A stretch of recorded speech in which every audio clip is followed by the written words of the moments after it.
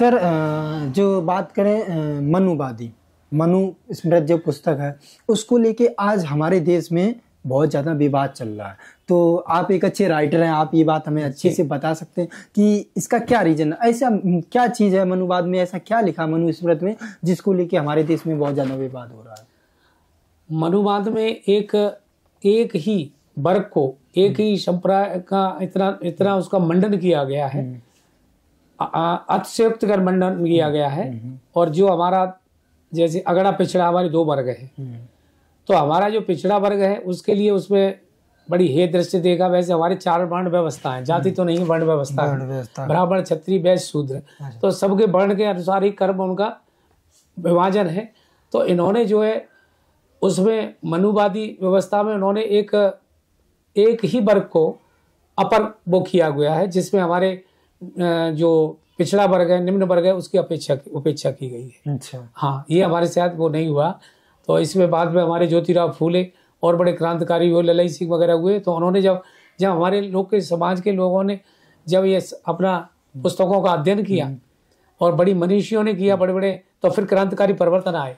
Sir इसमें एक शूद्रों को लेके कुछ बात कही गई, क्या बात कही? शूद्रों को लेके बहुत खराब शब्द यूज किए गए, क्या यूज किए इसमें? देखो, हमारे शरीर के अंदर 4 वर्ण हैं, तो सिर ये ब्रह्मांड का है, ये जो हमारा इतना है ये क्षत्रिय का है, ठीक है। और ये क्षत्रिय, फिर वैश्य और फिर शूद्र हमारे पैर हैं। जब हमारा बेसिक पैर ही नहीं होगा तो सब उसकी कोई मान्यता नहीं। तो ये शूद्र वाली चीज बता रहे हैं आप। शूद्र तो बेसिक है, अगर ये नहीं हो तो कुछ भी नहीं है। और सबके अपने अपने धर्म कर्म है। घर का भूखिया होता है, मुख का काम है खाना, लेकिन वो रखता नहीं, वो पेट में जाता है। ऐसे करके हमारे सांसारिक संचालन चलने के लिए, सारी प्रक्रिया चलने के लिए ये सब सिस्टम बनाया हुआ है। लेकिन उस सिस्टम में भी इन्होंने एक मोनोपोली, एक व्यवधान डाल दिया है, जिसके लिए हमारा सरे ये जो है विचारधाराओं का चेंजिंग हो रहा है। सर बात करें जैसे कि आज अपने देश में देखा जाए यूनिवर्सिटी है, जो बड़ी बड़ी यूनिवर्सिटी है, बड़े बड़े डिग्री कॉलेज हैं, और बात करें जुडिशरी हो गया, तो इसमें आज ओबीसी SC ST के लोग कम क्यों हैं? क्या इनको वहाँ पे जाना नहीं दिया जाता है? नहीं, उनको SC ST OBC को वहाँ तक जाने नहीं दिया गया। इनको इतने संसाधन नहीं दिए गए, इनको जानकारियाँ इतनी दी गई। हालांकि मैं हिंदुस्तान की करीब 10 यूनिवर्सिटी में गया हूँ और मैंने कई विश्वविद्यालयों से शिक्षा भी ग्रहण की। इलाहाबाद विश्वविद्यालय, कानपुर विश्वविद्यालय और आपका दिल्ली विश्वविद्यालय, लखनऊ विश्वविद्यालय, पंजाब यूनिवर्सिटी, कई, और इधर अहमदाबाद भी। मेरा तो आना जाना सब जगह रहता। और मैं शिक्षा के क्षेत्र में व्याख्यान भी देता हूँ, बच्चों के स्टडी का और अपने संस्कार की भी शिक्षा देता हूँ। IAS IPS की जो अकेडमी है, हमारे हॉस्टल है, वहाँ भी मैं जाता हूँ, जितने हमारे OBC के हैं। और हमारे यादव महासभा की तरफ से KFA कृष्णा फाउंडेशन है, उन्होंने अपना IAS अकेडमी बनाई हुई है। अच्छा। हमारी वैशाली में भी IAS अकेडमी बनी हुई है, जिसमें गरीब बच्चे, जो हमारे धरतीपुत्र चौधरी मुलायम सिंह की ये इच्छा थी कि हमारे जो भी गरीब बच्चे हैं, बैकवर्ड के सभी, नॉट ओनली यादव, सबको गरीब बच्चे हैं, उनको यहाँ साधन, सब जो साधन ही है।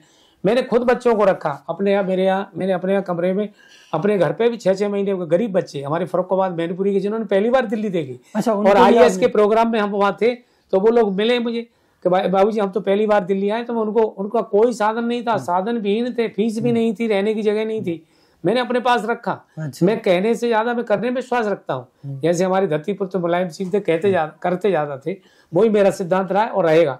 और टिल डेथ तक मैं सेवा करता रहूंगा, अपने पूरी समाज की मानवता के नाते सबकी सेवा करता हूँ। तो उनको मैंने रखा यहाँ पर। और वो साहित्य अकादमी, वो हमारी जो अकेडमी IAS की बनी हुई है, वहाँ पर अब फ्री रखते हैं बच्चों को, फ्री खाना पीना सब, रहना सारा सब फ्री। मैंने कई गरीब बच्चों को भेजा और वो सेलेक्ट भी हो गए, IAS में भी गए, PCS में भी। अच्छा सर, आपने बताया जैसे कि क्या ना OBC SC ST को इनको उतनी सुविधाएं नहीं मिल पाती हैं, तो इस चीज को क्या लगता है गवर्नमेंट सुविधा क्यों नहीं दे रही? इस चीज को गवर्नमेंट सुविधा दे रही है, लेकिन वो कागजों पे दे रही है, वर्किंग में नहीं दे रही। और जो हमारा आदमी, में 28 साल लीडर भी रहा, ऑल इंडिया OBC फेडरेशन का। रेल मंत्रालय में 48 नंबर रूम है, DP यादव हमारे अध्यक्ष थे, रामनरेश यादव भी हमारे अध्यक्ष रहे, मैं माई सेल्फ में जॉइंट जनरल सेक्रेटरी रहा। और हमारे उत्तर रेलवे के अंदर हमारी एसोसिएशन है, अब भी है, पूरे हिंदुस्तान में अब भी है, तो उसका मैं संस्थापक सदस्य भी हूँ। और मैं 20 साल उसका मैं फाइनेंस सेक्रेटरी रहा। और उसके बाद मैं वर्किंग प्रेसिडेंट रहा, division, there are so many मेरे पास पद रहे। और मैं चुनाव अधिकारी भी रहा पूरे हिंदुस्तान का। तो मैंने देखा कि हमारी ये फैसिलिटी, उस वक्त हमारे रामविलास पासवान रेल मंत्री थे, मुलायम सिंह रक्षा मंत्री थे, बहुत ही ऐतिहासिक मंत्री रहे, बहुत इन्होंने काम किया। 5th पे कमीशन आया, उसके बाद हमारे नीतीश कुमार रहे और लालू रेल मंत्री रहे। तो हमने जब ये रेल मंत्री हमारे बैकवर्ड के आए, जब रेल हमारे बैकवर्ड के उसमें आई, तब उन्होंने हमारे बैकवर्ड की सुनी, हमारी एसोसिएशन को फैसिलिटीज दी, पास दिए, पीटीओ दिए, सर्वे ऑफिस दिए, सब चीज दी हुई है, प्रेम की भागीदारी थी। और उसके लिए मैंने इतना संघर्ष किया, माई सेल्फ मैं खुद ही रहा हूँ उसमें संस्थापक। मेरा खुद जो है करीब 40 साल का जीवन, 4 दशक मैंने इसी में गलाए। अच्छा। हाँ, और उसमें बड़ा रचनात्मक कार्य किए। आज हमारी सारी फेडरेशन सब मूवमेंट में